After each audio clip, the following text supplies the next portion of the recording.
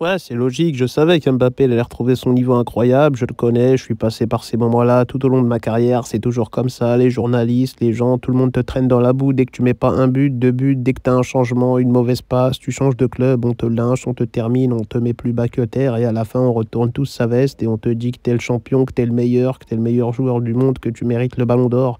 Ça a toujours été comme ça dans ma carrière. Donc c'est logique que ça soit comme ça pour lui aussi. Et moi, par exemple, actuellement, on me traite tous les jours. On dit que je joue en Arabie Saoudite, que je joue contre des peintres, que je suis nul, que je suis rincé. Mais quand je serai retraité, on dira tous incroyable les skills qu'il a fait auparavant. C'était vraiment lui le meilleur joueur du monde.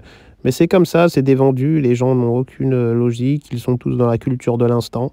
Ils te jugent comme si tu n'étais pas un humain. Quand tu as une baisse de forme, on te dit que tu es une ignoble ordure, une douille, que tu ne méritais même pas d'être footballeur, que comment c'est possible qu'on t'a pas cramé avant. Et à un moment donné, quand tu leur mets un triplé dans la teuté, que tu débloques un match, que tu montres quelque chose de grand, là ils se taisent et ils disent ah ouais, effectivement, c'est peut-être le meilleur joueur du monde, c'est peut-être lui la légende, c'est peut-être lui le fameux génie.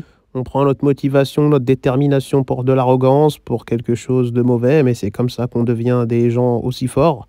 Mais bon, ils peuvent pas comprendre la mentalité des champions. En tout cas, Mbappé ne me choque pas. Je savais qu'il allait retrouver son niveau, retrouver sa noisette. J'espère juste qu'il va quand même essayer d'améliorer le reste de son jeu, les autres palettes de son jeu, un peu plus améliorer son jeu de tête, sa détente, sa capacité à faire des passes, à lire le jeu, à dribbler. Parce que c'est vrai qu'à un moment donné, l'âge, ça ne pardonne pas et je peux en témoigner. Voilà, à un moment donné, j'ai été rapide, j'étais une flèche, je courais comme un cheval sur mon côté. Et avec le temps, la vitesse s'essouffle, même si on essaye de se maintenir, de se battre contre la vieillesse, le poids des années et notre jeunesse disparaît. Donc je pense que ces prochaines années seront plus compliquées en termes de vitesse, qu'il perdra en vitesse, même s'il pourra toujours garder une bonne vitesse, mais il doit améliorer tous les autres compartiments de son jeu. Sinon, il sera foutu et il ne sera bel et bien qu'un bon sprinter jamaïcain. Et à un moment donné, il sera mauvais, et il n'aura plus de but, plus d'action, et il ne saura plus quoi faire de la balle puisqu'il ne pourra plus courir et taper ses grands sprints. Et puis il y aura des gens plus jeunes, des gens plus rapides que lui. À un moment donné, la bascule se fera naturellement. En tout cas, j'ai confiance en lui. Je sais que c'est un génie du ballon. Je sais que c'est un fou. Je sais qu'à 19 ans, il a pété Messi et son équipe d'Argentine.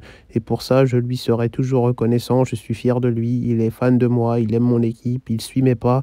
Je suis très reconnaissant et flatté de voir ce qu'il fait.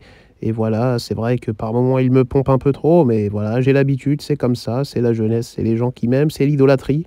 En tout cas, Kix, voilà, continue ce que tu fais fermer des bouches, marque des buts, fais gagner des trophées. J'ai toujours fait tout ce que tu fais actuellement. Je suis passé par tous ces moments-là. Ne t'inquiète pas, tu en auras d'autres. Sois fort et courage.